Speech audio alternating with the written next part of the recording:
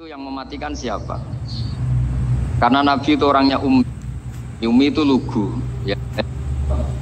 Jika kambing itu mati betul, yang tidak disembelih, bangkel. Itu yang mematikan siapa? Karena Nabi itu orangnya ummi itu lugu. Ya, yang mematikan Allah. Terus jawabannya si orang kafir tadi, agama kamu itu aneh. Yang dimatikan Allah langsung haram, tapi yang lewat tangan-tangan manusia yang berlumuran dosa halal katanya. Sehingga terus jadi logika yang oh iya ya gitu. Harusnya yang dimatikan Allah langsung kan orisinil gitu. Sehingga orang terus terbelalak seakan-akan ini hebat gitu. Dan resikonya Nabi Habib Fikri, resikonya itu nggak boleh fahisan mutafahisan. Dorong Jawa Nabi ora oleh cangkem elek, itu resiko. Andai kan Nabi boleh cangkem elek enak. Nak halal ya pangan kon. Kalau itu baik ya silahkan makan ya. Tapi masalahnya Nabi tidak boleh seperti itu. Andai kan tidak Nabi kan gampang ya sudah kalau halal ya silahkan makan. Masalahnya Nabi tidak boleh apa? Nggak boleh berbicara kasar, tidak boleh berbicara buruk. Terus ada lagi beberapa kejadian yang seperti itu, yaitu masyhur suatu saat Sayyidina Ali didatangi seorang kafir juga Yahudi. Ali, kakimu angkat satu, diangkat sama Sayyidina Ali. Angkat dua-duanya, ya tidak bisa. Gitu kok temanmu, maksudnya Nabi Muhammad mengklaim bisa naik langit, gitu aja kamu tidak bisa. Jadi selalu pakai olah kata. Yang ketiga misalnya Muhammad, kita ini punya urusan banyak, punya problem banyak. Dan Tuhan itu dianggap penyelesai problem, halul muskilat, yang bisa menyelesaikan problem. Pertanyaannya, kalau problem kita banyak, Tuhannya satu tidak cukup Muhammad. Kalau problemnya banyak, ya Tuhannya harus banyak. Sehingga ketika Nabi membawa tauhid, protes mereka, komplain mereka, aja'alal alihata ilahau wahida inna hadza la syai'un ujab. Masa Tuhan satu, wong problemnya banyak, urusannya banyak. Kalau urusannya banyak, itu hanya harus banyak. Nah, karena olah pikiran seperti ini, sebetulnya bukan olah pikiran ini, hakikatnya olah kata, karena ini tidak mewakili hakikat. Ya, saya ulang lagi, sebetulnya ini bukan olah pikiran atau olah akal atau olah kecerdasan, tapi olah kata, karena semua yang diomongkan ini tidak mewakili apa? Hakikat. Tapi faktanya itu terjadi. Sehingga mukjizatnya Rasulullah SAW itu tidak boleh berupa fisik kayak tongkatnya Nabi Musa atau tabutnya Nabi Harun atau apalah yang sifatnya fisik. Karena ini tidak menjawab kecerdasan-kecerdasan yang terimplementasi oleh kata-kata yang dikatakan orang-orang kafir tadi, yang bisa memojokkan orang-orang kafir. Akhirnya Nabi diwarisi kecerdasan, dikasih kecerdasan oleh Allah Ta'ala, yaitu yang dikatakan fatona. Dan mereka memang suka, mempermalukan Nabi itu suka. Misalnya Nabi, karena sebagai Nabi, beliau tahu betul bahwa semua itu biadillah, di tangan Allah.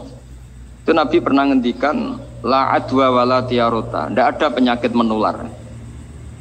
Lalu ada orang Yahudi atau orang siapa saja, orang bodoh lah yang jelas ini. Ada unta yang kena penyakit gudik, kalau orang Jawa bilang gudik apa, kalau orang itu apa? Kudis itu. Yang kena kudis ini dijejerkan sama yang waras. Ternyata yang waras sekarang jadi kudisan. Senang mereka karena bisa mempermalukan Nabi. Ya Muhammad, ini unta kena kudis. Ternyata yang waras tertular oleh yang kena kudis. Padahal kata kamu tidak ada penyakit apa? Menular. Itu problem-problem jadi Nabi di era Rasulullah SAW. Sehingga Quran datang dengan kecerdasan yang untuk menjawab itu. Makanya Nabi tidak pakai mukjizat fisik, tapi mukjizat logika. Akhirnya Nabi diajarin Allah lewat Jibril, yang dikira mereka yakin kalau menang dalam debat. Tapi Nabi balik bertanya, faman a'jal awwala. Jadi terjemahnya, kalau ini kena kudis karena tertular yang ini, lalu ini tertular siapa? Yang pertama tadi. Wah, itu asli mat dari Allah ya, maksud saya itu. Itu yang makanya kata Sayyidina Ali, ya sudah, sal hadal mushaf, tanya mushaf kamu. Wah, ya tidak bisa, itu kan hanya kertas sama tulisan. Makanya tanya ulama, kata Sayyidina Ali. Nah, Quran itu bal huwa ayatum bayyinatun fi suduril ladzina utul ilm. Quran itu begitu jelas sebagai solusi, tapi di hatinya orang yang punya ilmu. Jika kemudian lahir beberapa generasi tauhid. Yang paling masyhur dimulai tauhid itu yang masyhur ya, itu adalah ketika ada orang namanya Muhammad bin Jubair bin Mut'im. Itu bapaknya Muhammad ini namanya Jubair bin Mut'im. Itu dia orang kafir, masih kafir. Dia datang ke Madinah itu untuk negosiasi tawanan perang Badar. Dulu beberapa orang yang negosiasi sama Nabi itu ya nunggu di masjid. Singkat cerita, Nabi sholat maghrib baca surat Wattur wa kitabim mastur fi raqim mansur wal baitil ma'mur was saqfu fil marfu wal bahril masyur. Terus dia dengerin sampai Allah tanya, am khuliqu min ghairi syai'in. Kalau kamu tidak ngakui saya sebagai Tuhan, kata Allah, silahkan Anda berpikir bahwa alam raya ini dimulai dari ketiadaan. Atau kamu sendiri merasa sebagai pencipta alam raya ini, pencipta langit dan bumi. Itu namanya am khalaqus samawati wal ard. Itu orang itu disebut dahiyatul Arab, orang paling cerdas di Arab. Itu dia bingung. Dia selamanya kafir. Cara berpikir menuhankan berhala, Lata, Uzza, pokoknya menuhankan makhluk lah. Terus dia mikir, Muhammad ini kacau ya. Akal saya dihabisin, kata dia.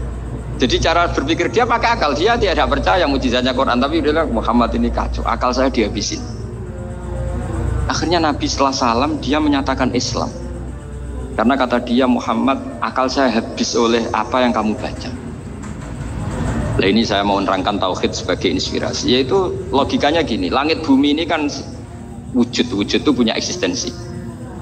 Kalau langit bumi ini wujud, alam raya ini nyata, lalu kamu mengatakan sebelum alam raya ini ketiadaan, berarti ada satu kesimpulan ketiadaan menciptakan yang ada.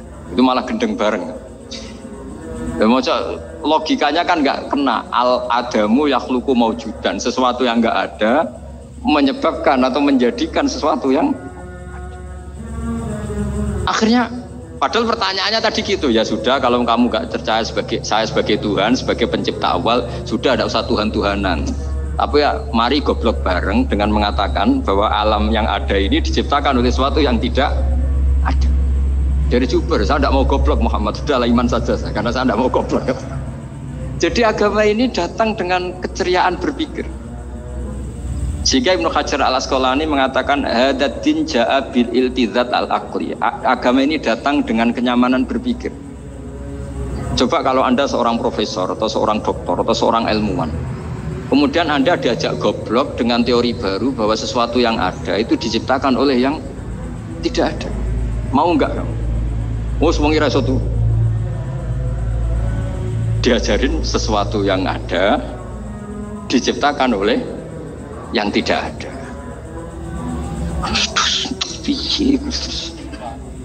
Kak keren aja.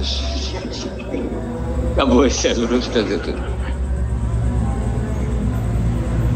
Jadi tauhid itu. Nah, kemudian lahir ulama-ulama baru yang cara ngarang sama. Ini kitab yang dulu saya ngaji sama Syekhina Kiai Maimun Zubair Mbah Mun. Itu kemudian ulama-ulama baru, kata Yai Mbah Mun itu juga bapak saya sering pesen, orang itu harus tahu zaman. Menerangkan tauhid itu kalau ulama dulu itu dimulai dari kalimat yang mungkin yang ngaji saja bingung. Al-alam mutahawir wa kullu mutahawir hadis la buddha mim. Itu sampean dengar mesti bangun jimat, itu apa itu doa apa gitu. Doa jalbu rizki apa gitu. Padahal itu logika. Tapi terus ulama-ulama modern itu ngarang seperti ini ada gambar. Ini kitab yang saya dulu ngaji sama itu digambar seperti ini. Maksudnya digambar seperti ini gini, penjelasannya gampang. Sampean kalau gambar seruat apapun, misalnya gambar gedung tingkat 5 atau gambar gunung atau gambar apa saja, buat seruat apapun gambar itu dimulai dari satu titik. Tadi hadhil awalim kulluha, bahwa alam semua ini dimulai dari nuqtatil wujud, ada titik wujud. Dan karena ini wujud penyebab harus bersifat awal, makanya Allah itu selain wujud harus bersifat al-awwal, kalau bahasa pondok al-qadim. Karena tidak mungkin yang menciptakan kemudian kalah dulu dengan yang diciptakan. Begitu juga Imam Al-Amudi. Imam Al-Amudi itu jadi wali itu karena dia ahli matematika. Sampai muridnya itu iskal, ini guru saya masuk surga enggak? Kalau ngajar itu senangnya ngajar matematika. Beliau ahli usul fikih, tapi senangannya ngajar matematika. Sampai muridnya sanksi ini masuk surga enggak ya? Walhasil dalam cerita keramat beliau, sama ndak usah terus saya ndak percaya, kamu ndak wali, gue ndak percaya gimana? Ribet sekarang gitu, orang kalau nggak nekuni sesuatu terus nggak percaya, ribet. Itu beliau masuk surga itu dijamin dapat surga itu karena ngajar matematika. Tapi di hati beliau hanya satu, matematika adalah satu ilmu yang dimulai dari angka 1. 0, itu tetap dimulai dari 1, nggak bisa. Akhirnya beliau cerita, angka 2 atau 3 nisbatul wahid wal isnaini ila mi'ah wa ila ma la nihayatallah, semuanya sama, nisbatul far'i ilal asli, kata beliau. Mbok angka 2, 3, 1000 sampai 1 miliar itu perbandingannya dengan angka 1 apa hubungannya? Al far'i ma'al asli, yaitu angka 2, 3 adalah cabang dari angka 1. Jadi alam raya sebanyak apapun, ada galaksi, ada Mars, ada apa saja, tetap dimulai dari wujud yang 1, yaitu wujudnya Allah Subhanahu wa Ta'ala. Jadi beliau menjadikan matematika sebagai alat perangkat untuk tahu tauhid, bahwa alam raya ini dimulai dari al-wujudul wahid, wujud yang 1. Makanya kul huwallahu ahad, Allahus somad, lam yalid walam yulad, dan seterusnya. Nah, makanya ketika orang menyoal hukum adat yang menipu kita, adat itu sunnatullah yang kita lihat, itu Quran mesti mengembalikan bahwa alladzi yabda'ul khalqa tsumma yu'idu wa huwa ahwanu alaih. Sebagian di surat Yasin diterangkan ansha'aha awwala marrah. Ketika kita lama sekali, namanya manusia itu lahir dari seorang bapak dan ibu, ini lama sekali. Yang namanya telur itu lama sekali lahir dari ayam, keluar dari ayam. Yang namanya pohon besar itu mesti dari biji yang kecil. Karena lama itu terjadi, seakan-akan kita ngomong, kita berkeyakinan tahu-tahu ada pohon besar itu muhal, tahu-tahu ada manusia ini muhal. Makanya ketika ada figur yang bernama Isa bin Maryam, itu orang kafir Yahudi itu menolak, bagaimana mungkin ada manusia tanpa bapak.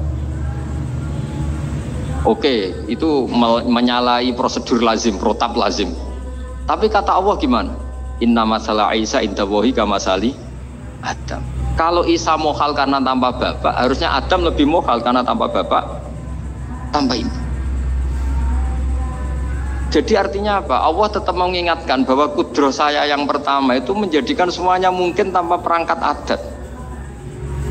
Maka kitab ini yang saya baca ini, milik Said Hussein Afandi ini, itu menjelaskan bahwa hukum adat itu menipu. Saya ulang lagi, hukum adat itu menipu. Ketika ayam mengeluarkan telur, telur kemudian menjadi ayam lagi. Terus kita berdebat, telur sama ayam dulu mana?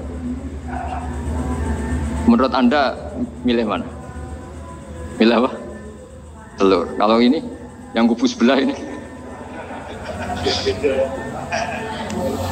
ayam apa telur? Telur. Ayam. Ayam lahir dari. Nah, pertanyaannya begini kalau menurut tauhid. Ketika lazim kalau telur itu nanti suatu saat jadi ayam, terus ayam kemudian lazim mengeluarkan telur. Ketika Anda mengatakan mungkin kontribusi Anda terhadap kemungkinan itu apa? Kan sama, Anda tidak ikut menciptakan. Wong tidak ikut menciptakan kok menvonis mungkin dan tidak mungkin. Kamu itu hanya saksi. Makanya pertanyaannya Allah, loh, ketika itu kamu anggap mungkin, kontribusi Anda itu apa? Kan hanya melihat. Kamu sendiri tetap tidak mampu bikin telur, Anda juga tidak mampu bikin ayam. Artinya meskipun telur jadi ayam, ayam jadi telur sampai kiamat, tetap ada kontribusi kudrohnya Allah Subhanahu wa Ta'ala. Bukan berarti berdiri sendiri. Wong kamu yang bilang mungkin ya nyatanya enggak berkontribusi. Sehingga kalau suatu saat Allah bikin telur dari batu atau ayam keluar dari batu, bagi Allah itu enggak masalah. Tapi bagi kamu masalah. Bagaimana mungkin hewan keluar dari batu? Ini logikanya gimana? Loh, memangnya ketika telur dari ayam itu logika kamu gimana coba? Kamu ikut bikin enggak? Nah ini di sini pentingnya mukjizat. Akhirnya Allah bikin mukjizat, ada satu onta besar keluar dari batu, yaitu mukjizat Nabi So. Kamu memasalahkan, ini gimana onta kok keluar dari batu? Lalu kalau Allah tanya kamu, gimana telur keluar dari ayam? Loh ini biasa Gusti mungkin, memangnya kamu bisa? Berarti bagi orang yang tauhid, yang wali, keluarnya ayam dari telur sama onta dari batu itu nisbatnya sama. Sama-sama semuanya di luar kontribusi kita. Kenapa yang satu kamu katakan mungkin, yang satu kamu katakan tidak mungkin? Toh kamu sama-sama tidak terlibat. Itu cara berpikir tauhid. Artinya apa? Orang-orang wali atau orang-orang alim meskipun melihat telur keluar dari ayam tiap hari tetap subhanallah, subhanallah, Allahu Akbar. Karena ini keajaiban. Tapi kamu kan enggak taunya ajaib itu yang aneh-aneh itu. Makanya banyak cari kiai aneh yang gondrong, yang enggak pernah mandi, gara-gara kamu itu suka aneh itu gara-gara. Dong ini ya. Dong itu tahu ya. Jadi buat sesering apapun alam raya ini ada siklusnya. Biji jadi pohon, pohon kemudian keluarkan buah-buah ada biji. Semuanya yang berkontribusi hanya kudrahnya Allah Ta'ala. Tidak mengikat Allah. Allah bisa bikin tanpa itu semua. Makanya Allah selalu memperbarui mukjizatnya. Termasuk ada onta besar keluar dari